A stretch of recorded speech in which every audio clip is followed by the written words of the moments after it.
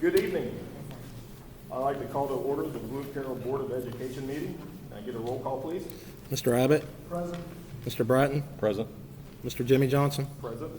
Mr. Rod Johnson? Present. Mrs. Sherman? Present. Number 3, Pledge of Allegiance. Pledge allegiance to the flag of the United States of America and to the republic for which it stands, one nation, under God, indivisible, with liberty and justice for all.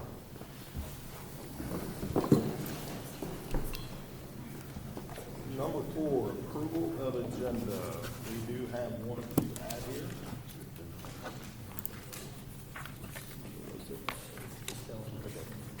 Page 4, 9C, 12E. We're going to read in Mike Montanari for the boys basketball volunteer. So page 4, what? Page 4, 9C, 12E.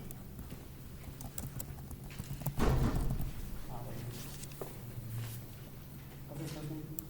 Mike, high school basketball, high school boys.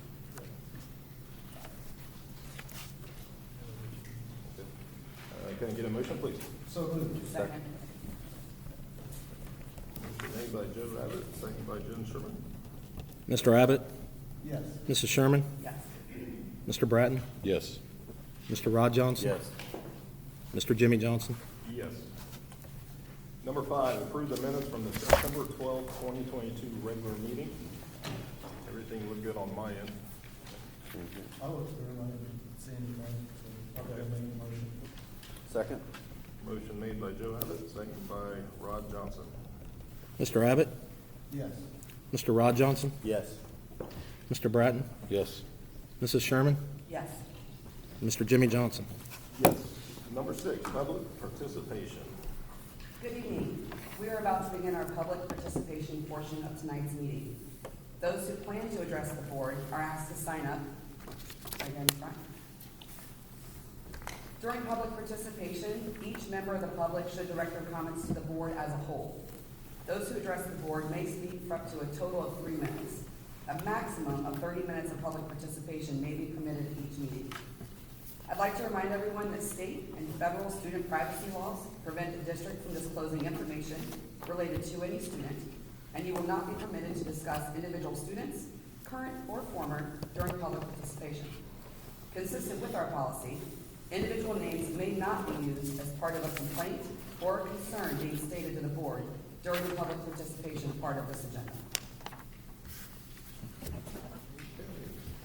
First up is Lindsay Bond. You can step up in front if you want, and stay there.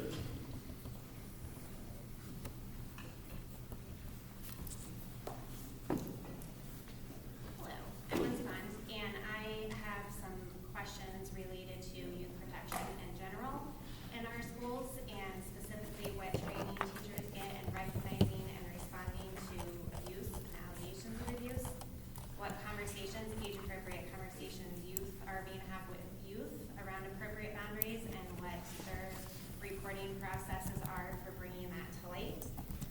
And that all culminates in a general question about the culture in which youth are able to express that a boundary has been violated, and how seriously that is taken. The protocol as such, I've read the student manual, I know what's in there, but and of course, anytime a situation occurs, there's a lot of, oh, well, we're not surprised by that, hindsight's 2020, but it seems to be a systemic problem when multiple people have expressed surprise and things coming out or not coming out, and how they've been addressed. So those are my questions and my concerns with the district. Thank you. All right, number 2, Sabrina Ball.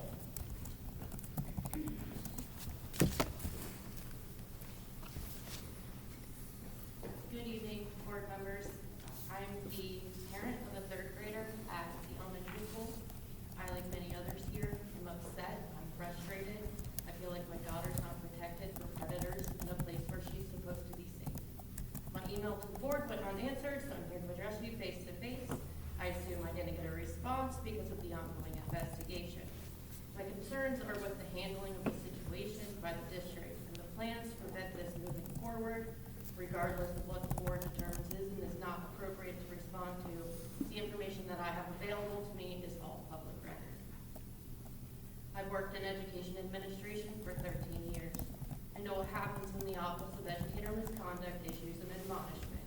I know exactly what a consent agreement entails, and just what kind of contact the school district would have had with the department.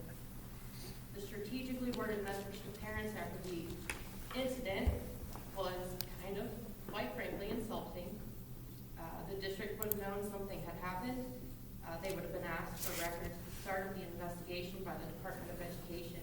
They would have been sent the consent agreement when it was signed. They would have been required to submit to the state that further incidents had not occurred with this particular employee. They knew something happened that caused the employee to have to undergo training on appropriate boundaries with students. They may not have known specifically that sexual battery took place, just like the message to parents said, but they knew that they had an employee accused of inappropriate behavior with students and a potential predator running the athletic department and did nothing. Today I stand for our children, for our girls who have a 1 in 4 chance of being sexually abused, with 90% of them being abused by an adult they trust. I call for the board to take immediate action, to not wait for another victim. I ask the board to assist the school district in a comprehensive program starting in elementary school that teaches our children about boundaries. Comprehensive, not once a year for 20 minutes. The creation of a culture where students and staff members do not fear the repercussions of reporting inappropriate behavior by other staff members, community members, or other students. A system where rumors are investigated and addressed by an unbiased party when they involve misconduct should also be enacted. Rumors are running amok on social media that not just students, but also staff members have heard or been aware of potential inappropriate behavior by this individual for over a decade. There is no excuse that could possibly be given as to why this individual was still being compensated to coach our children all the way through last school year. And if you want to know EMIS reporting, that's where I got that information. Hiring at least 2 additional social workers would help address the social emotional well-being of all students. This is still well below the ratio suggested by professional standards of 250 to 1, but it's a start. I also asked the board for the immediate termination of the superintendent for his lack of action in 2018 and 2020 and putting our students at risk. These suggestions are not revolutionary. As a parent, I demand a response by this board to the atrocious and quite frankly embarrassing situation that goes above and beyond. We'll do better next time.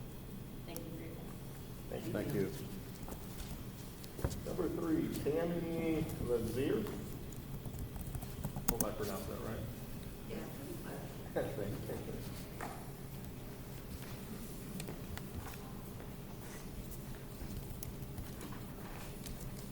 Well, I'm a grandma, so, my daughter graduated from here 2 years ago.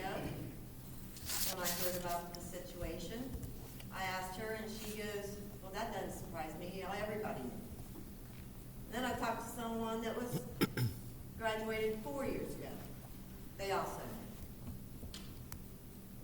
So, and the kids know, all the kids know, and you're telling me none of you knew. I'm ashamed. I'm ashamed that this place ain't completely full. And I'm sorry I get upset when I talk. But I will tell you, I know the laws. You all have surety bonds. Okay? I want the minutes of who, when you guys voted to keep that man here when Ohio suspended his license. These people should have known. I should have known.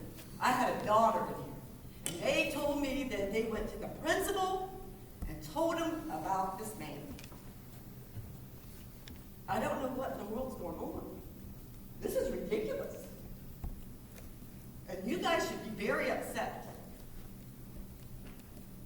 But I want the minutes on next Monday. I want a copy of them. I will be at your superintendent's office or wherever I need to go. You tell me. I also want a copy of whoever voted to keep him here. I want a copy of that surety bond or the company that you have it with. That's all I got to say. Thank you. Thank you. All right, number 4, Nick Rubenstahl. Yes, sir.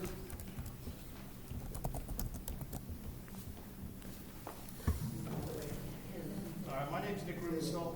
I'm a father of 2 in the district right now and a 3rd one coming in. I'm also a law enforcement officer of nearly 12 years. I want to quote an email from superintendent on September 21st. Over the years Mr. Little worked in the district did not receive any reports of sexual abuse by Mr. Little. August 2018, Ohio Department of Education reports complaint from a student athlete of inappropriate boundary violations. Reading between the lines, that's a sexual abuse allegation. In 2013, Mr. Little was punished when a parent reported Mr. Little sent inappropriate text messages to a student athlete. He was required to complete a course, an online course, related to the issue. Reading between the lines, that's a sexual abuse allegation. In 2019, Superintendent Hahn wrote a letter to Mr. Little about inappropriate text messages. Mr. Little kept silent about these text messages for over 4 months. You guys say you promptly, swiftly react to these allegations. All of this shows how false that is. It shows the lies that have been told to the parents even after the arrest of Mr. Little. With multiple issues over the extended period of time, why has our school board and superintendent renewed Mr. Little's contract in May of this year for over $100,000? Again, in Mr. Hahn's email, he states the safety and well-being of our students are the top priority. There was no well-being of our students with the actions that this board and this superintendent took. What is going to happen going forward with one-on-one contact? What is going to be the policy? And what is going to be the discipline of this matter? At this time, I ask Mr. Hahn to step down and put in a resignation as superintendent because he has failed this school, these parents, these children for nearly a decade. It's time to move on so we can get somebody in here who actually takes the well-being of our students seriously. Thank you. Thank you. I'd like to respond to that real quickly. We understand people want more answers beyond what we've been able to say publicly, but please understand we're limited in what we can say. We cannot comment on any confidential educational records. They're all protected by FERPA, which most of you probably know that. The prosecutor has asked the district to basically refrain from commenting on this matter, and we will honor that request. We will also continue to cooperate with prosecutors and law enforcement. The lawyers will look for anything possible to use against us and assist their clients. So this includes all things school leaders say.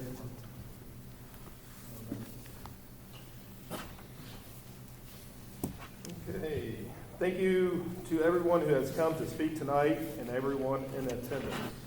We always want to hear from members of our community, and you are welcome to come to any board meeting. We are now going to turn to other business of the district. We certainly understand that people need to leave, but please know that you're more than welcome to stay as we continue our meeting.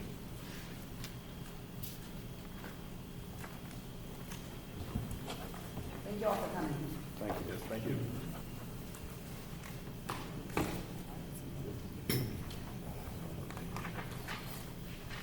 All right, number 7, treasurer recommendations and reports. Mr. Hahn. Item 7A is approve the September financial statements for a total expense of $9,144,343.72, including just under $6.8 million in consortium expenses. As is customary, you have the financial statements within your packet, page 14 of the electronic copy. As we get through September, our revenues continue to run pretty close to estimates, currently sitting about 3.83 above those estimated amounts, mainly due to the July income tax collection. We have several important events coming up. Second quarter income tax to be collected later this month, along with the new real estate tax values, which should come out late November, early December, with the triennial update that's taking place in Fairfield County this year. So those are going to be vital for the remainder of this fiscal year. They are, but I just want to get those in hand and have them certified by the auditor before we make those permanent. September also marks the first month which we have the new salary schedules for both our teaching staff and our 9-month classified employees, as well as the teaching positions that we added over the summer. So there's always a little bit of trepidation when you have that first month of the new pay, but the salaries and wages for the month were very close to what we had forecasted. So you see the carryover there, a little over $7.5 million. Any questions on the September financial statements or the checks written during the month? I'm good. I'll make the motion. Second. Who was that? I'm sorry. Second. Motion made by Jimmy Johnson, seconded by Matt Bratton. Mr. Jimmy Johnson? Yes. Mr. Bratton? Yes. Mr. Abbott? Yes. Mr. Rod Johnson? Yes. Mrs. Sherman? Yes. Item B is approve the purpose statement budgets for the 22-23 school year as listed. 1, food services through 31, Winter Guard Fund. This is an annual auditor requirement. You had already approved the appropriation in September, but the auditors also approve or require a purpose statement budget for each of these funds, meaning whatever is stipulated in the purpose statement budgets is the only thing that they can spend those funds on. Most of these are student advisor groups that are student-centered, so they're pretty limited in what they can spend those funds on, but just asking for board approval on these purpose statement budgets. Can I get a motion, please? So moved. Second. Motion made by Rod Johnson, seconded by Jim Sherman. Mr. Rod Johnson? Yes. Mrs. Sherman? Yes. Mr. Abbott? Yes. Mr. Bratton? Yes. Mr. Jimmy Johnson? Yes. And finally, item C is approve the following fund and appropriation, 599-9023, the Ohio School Safety Grant, in the amount of $200,000. We had gotten this approval after the September meeting, so we weren't able to get it in the September appropriations. I want to thank our technology department for putting together a great application and securing this grant for us, which we are going to use to upgrade our security cameras at the high school and the middle school, as well as add additional access control points to some of the entrances that we weren't able to get through the original construction project. So eager to get moving with this project. That's great. Thankful that they did that. Congrats to them. All right, can I get a motion, please? So moved. Second. Motion made by Jim Sherman, seconded by Joe Abbott. Mrs. Sherman? Yes. Mr. Abbott? Mr. Abbott? Yes. Mr. Bratton? Yes. Mr. Rod Johnson? Yes. And Mr. Jimmy Johnson? Yes. Thank you. Thank you, Travis. Number 8, old business. I don't think we have anything there. We'll move right on to number 9, to superintendent's recommendations and reports.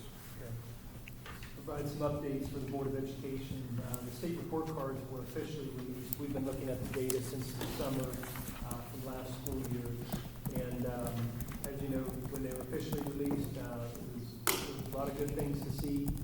We were the only school district in Fairfield County to either exceed or significantly exceed the state standard or metric, which means on the new state report card, we either received 4 or 5 stars in every component, which is based on achievement, which is not only how we did on the state test, but the performance index, the progress, are our students showing value-added growth, meaning years worth of growth, are the subgroups, economically disadvantaged, special education students, African-American students, any other subgroup that we might have, are they closing the gaps? We received a 5-star in that area.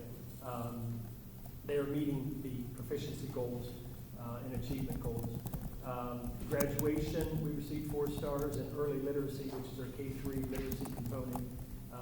There was a handout that I provided to the board. We got this actually out of an article from the Cleveland.com newspaper, the Plain Dealer. But they ranked 607 different public schools received state report cards last week, or excuse me, a couple weeks ago. And Bloom Carroll ranked 93rd out of 607, which would put us in the top 15% of Ohio schools based upon the metrics for this most recent state report card. So congratulations to our entire district, the students, parents, and staff, everybody for their work. In terms of another rating came out here recently, we were notified of our special education rating for 2022, which is based upon the 2020-21 data. There was some limited testing, but what they used to determine that was, are we in compliance with federal and state requirements for special education? And we received the highest rating, which doesn't have a real exciting title with it, but it meets requirements. That's the highest of the 4 ratings, so that was good to see. For Is that normal for us? It has been the last few years. Yeah, we've met all requirements, which is the highest rating. So, our special education teachers, our compliance in terms of the special education directors, psychologists, a lot of good work there. So that was good to see. The countywide professional development. We hosted the 7th annual countywide professional development. There were 4 other school districts from the county that came to Bloom Carroll on September 26th. Honestly, it was the best feedback that we received from the other school districts. It's a lot of work. Our food service staff prepared all the meals, but most importantly, the professional development opportunities and the sessions that we provided, the staff felt they have a stake in it. They provided a lot of feedback to the planning team on what topics they would like to see, and that went very well. So I just want to thank the planning team and the other districts for participating. I imagine, there's sometimes you can do things too many years, but the feedback was really good, and we'll see if that's something that we host in the future as well. Just wanted to acknowledge the military and first responders that showed up for Appreciation Night. It was very well attended. That was on a Friday night.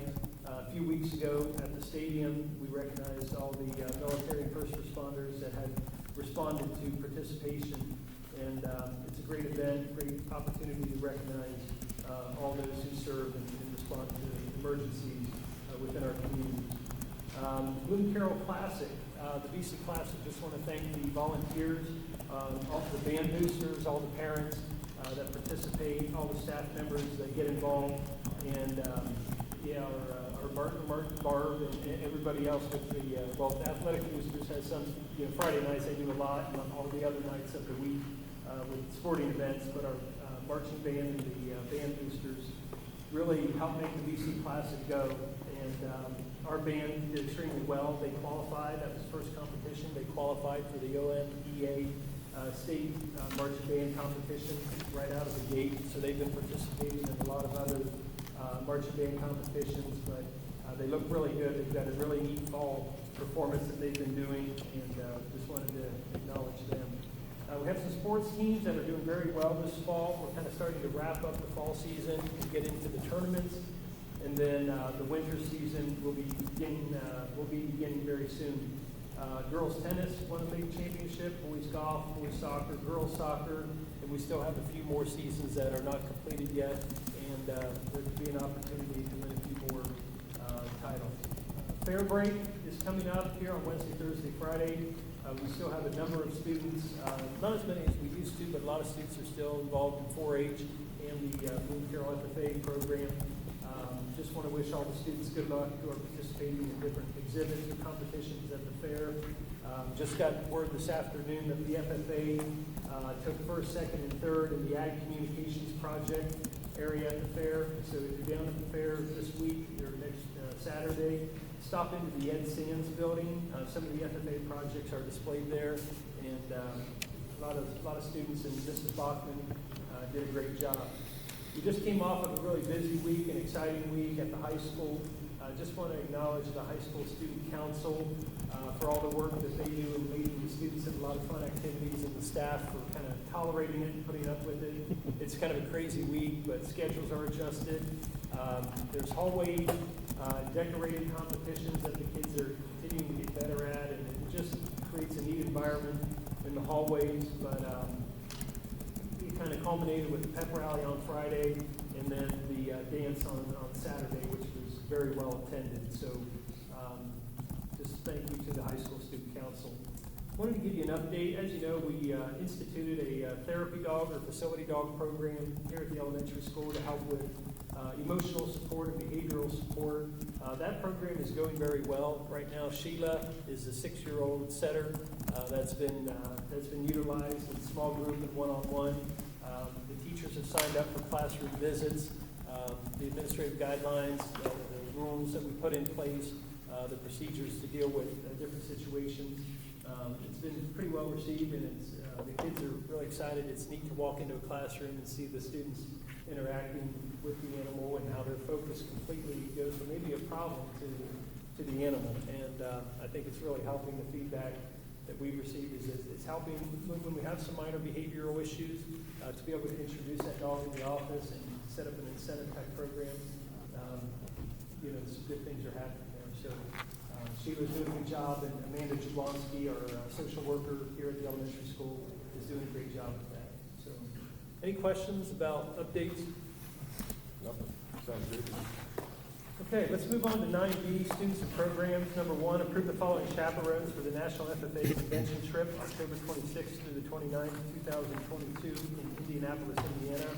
And those chaperones, additional chaperones will be Sydney Hagan and Ben Burns. Number 2, approve an overnight trip for the high school cross-country team to participate in the Night Midwest Regional Meet, November 12th and 13th, 2022 in Terre Haute, Indiana, to be chaperoned by cross-country coaches. And number 3, approve the dates of May 17th through the 20th, 2023 for the middle school 8th grade Washington, D.C. trip. Any further discussion? I'll make the motion. Second. Motion made by Jimmy Johnson, second by Mr. Matt Bratton. Mr. Jimmy Johnson? Yes. Mr. Bratton? Yes. Mr. Abbott? Yes. Mr. Rod Johnson? Yes. Mrs. Sherman? Yes. 9C, personnel and employment. Number 1, approve substitute list number 3 for October 2022 as submitted by the Fairfield County Educational Service Center. Number 2, approve the employment of Kelly Schonk as middle school secretary on a 1-year limited contract at step 10 effective October 6, 2022 to fill the vacancy created by the retirement resignation of Lisa Smith. Number 3, approve the employment of Duquesne Larison as a bus driver on a 1-year limited contract at step 9, effective December 1st, 2022, pending verification of experience and acceptance of agenda item 9F3, which is Mrs. Harper's resignation. Number 4, approve Chad Young as acting athletic director in addition to his middle school principal duties in the absence of the athletic director on an as-needed per diem basis of $200 per day until further notice, effective September 21st, 2022. Number 5, approve Jennifer Harrison to provide 15 hours of home instruction for the 2022-23 school year at the tutor hourly rate. Number 6, approve the following classified substitutes for the 22-23 school year. Heath Stevenson as an aide and secretary, effective October 7th. Shalyn Hubner as a bus aide. Philip Johnson as a bus driver, pending receipt of background checks and verification. And Jacqueline Stoltz as a bus aide, classroom aide, lunchroom monitor, cook, secretary, and custodian. Number 7, approve the following requests for salary column changes pursuant to receipt and verifications of official transcripts effective October 11, 2022. For Laura Richardson, from a bachelor's degree with 150 semester hours to a master's degree. Number 8, approve the following requests for FMLA leaves of absences for up to 60 days for the following individuals: Tony Stadler, Transportation Department Secretary, effective September 27, 2022. Lisa Harper, bus driver, effective October 20th, 2022. Denise Fauner as a bus driver and high school monitor, effective on or about October 27th, 2022. D, Amanda Jablonski, an elementary school counselor and social worker, effective on or about February 13th, 2023. Corey Arnold, middle school teacher, effective on or about February 20th, 2023. And F, Laura Richardson, an elementary school teacher, effective on or about March 30th, 2023. Number 9, approve the following request for an unpaid leave or dock day from Glenn Copeland, high school monitor, on September 20th, 2022. Pete Stevenson, high school monitor, on October 10th, October 24th, October 28th, and November 8th, 2022. And C, Amy Moore, high school counselor, November 17th and 18th, 2022. Number 10, amend the supplemental contract with Kyle McFerrin from middle school faculty manager during the winter season at step 1 to high school faculty manager for the winter season at step 3 for the 22-23 school year. Number 11, approve the following athletic supplemental contracts for the 22-23 school year pending receipt of verifications and background checks for the following individuals as presented on the agenda A through M. Number 12, approve the following athletic department volunteers for the 22-23 school year, pending timely receipt of all verifications and background checks for Mike Wyant, high school boys basketball, Adam Ankren in wrestling, Alan Ankren in wrestling, Brian Hickey in wrestling, and reading in item E, Mike Montanero for boys basketball. Number 13, approve the list of school volunteers for the 22-23 school year, pending receipt of background checks. We updated a new list this afternoon. There were 3 names added, so those are additional volunteers. Discussion, questions? I'll make a motion. Second. Motion made by Rod Johnson, second by Mr. Bratton. Mr. Rod Johnson? Yes. Mr. Bratton? Yes. Mr. Abbott? Yes. Mrs. Sherman? Yes. Mr. Jimmy Johnson? Yes. All right, 9D, contracts and agreements. Approve an agreement and itinerary with Martin School Travel for the middle school Washington D.C. trip, May 17th through the 20th, 2023. This is a travel company that we've used for several years on the D.C. trip. They've done a very good job with our students and staff. The contract's in your packet. Number 2, approve a contract with Melissa Wilson to provide orientation and mobility services for Blue Carroll students for the 22-23 school year. That has to do with visually impaired students. I'll make the motion. Second. Motion made by Jimmy Johnson, second by Jen Sherman. Mr. Jimmy Johnson? Yes. Mrs. Sherman? Yes. Mr. Abbott? Yes. Mr. Bratton? Yes. Mr. Rod Johnson? Yes. All right, nothing under 9E. Moving on to 9F on the next page. Number 1, accept the resignation of Bruce Olson, high school teacher and varsity track and field coach with 8 years of service to the district, effective June 5th, 2023. Number 2, accept the resignation of Amy Beatty, educational aide at the high school with 15 years of service to the district, effective October 11th, 2022. Number 3, accept the resignation of Lisa Harper, bus driver with 8 years of service to the district, effective November 30th, 2022. I'll make that motion. I'll second. Motion made by Mr. Bratton, second by Rod Johnson. Mr. Bratton? Yes. Mr. Rod Johnson? Yes. Mr. Abbott? Yes. Mrs. Sherman? Yes. Mr. Jimmy Johnson? Yes. Thank you, Mr. Allen. Number 10, new business. A, approve the following policies for a first reading, 1 through 9 as presented. I'll motion. And I will second that. Motion made by Jen Sherman, seconded by Joe Abbott. Mrs. Sherman? Yes. Mr. Abbott? Yes. Mr. Bratton? Yes. Mr. Rod Johnson? Yes. Mr. Jimmy Johnson? Yes. Number 11, board reports and information. A, Board of Education liaison updates. Number 1, facility management. Yeah, I'm sure we'll talk a little bit more about this at our planning meeting on the 25th, but with some of the new information that we found that you sent me an email about with the 250 units, and looks like more expansion. So I know it's in the early infancy stages with the zoning committee, but for those in attendance, there's possibly a new We can't hear you. there's possibly a new 250 apartment unit that could be coming on the Greenfield side off Victor Road at Meyer, behind Meyer. So it's in the early stages, but obviously we look more, it's zoned as industrial right now, but they're looking to do residential with it. But it's something the school board, we always look at this stuff when we talk about projections and dollars that come into the school district. So we'll talk more at our planning meeting about it. There's other developments as well. that we've been looking at and keeping up to date on, but that's something we'll discuss more at our planning meeting and how it has an impact on us possibly down the road. Number 2, personnel and labor management. Mr. Bratton. No updates. Number 3, OSBA representatives. Yes, we have our meeting, pretty much close around a month from now. I'll be attending for us, and I'll be our delegate, and then we'll have our finance meeting right after that. It's going to the next one, so might be a little late in case I get some traffic up there. Capital conference. Yeah, Capital Conference. Number 4, policy. We just met last week, and we just did a first reading, so we're good.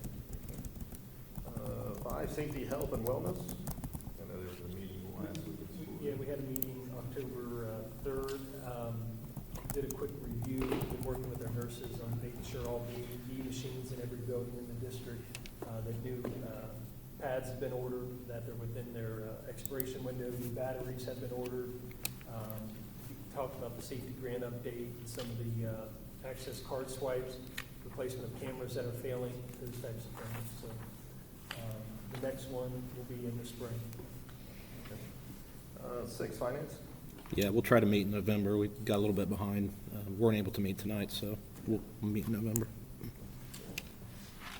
B, upcoming PTO booster Board of Education meetings. October 11th, Music Boosters meeting at 6:30 in the Bloom Carroll High School Media Center. As we mentioned earlier, October 12th through the 14th, school is closed for the Fairfield County Fair. November 1st, Bloom Carroll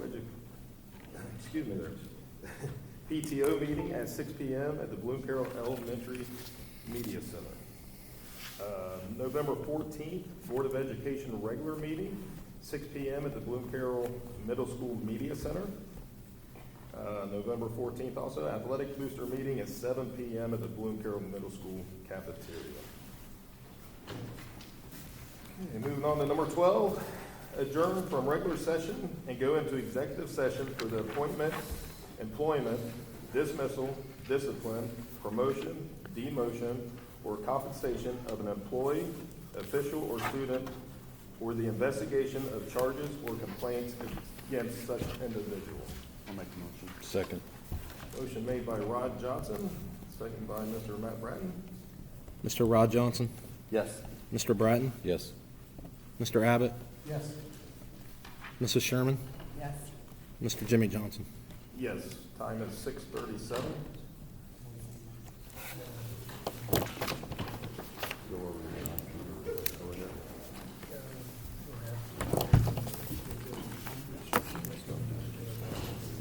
So at this point, we will be adjourning from here. After that, the meeting's pretty much over. So you're more than welcome to leave. Thank you for coming, everybody, and have a good evening. Safe travels going home.